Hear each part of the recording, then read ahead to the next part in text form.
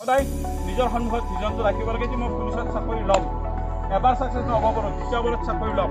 Police আমাৰ বিভিন্ন forest department আছে, তাতো আমাক ফিজিকেল টেষ্ট হয়, বিভিন্ন এক্সাইজ ডিপাৰ্টমেণ্ট তাতো ফিজিকেল টেষ্ট হয়। ক'ৰবাত হাই ছেকেণ্ডেৰী পাছ কৰাৰ পিছত অকল পুলিচে নহয়, হয়নে নহয়, বেলেগ ডিপাৰ্টমেণ্টো আছে। গতিকে আমি বিভিন্ন দিশত আমি চাকৰি ল'ব পাৰোঁ। বেছি 18 মানে বেছি যায়।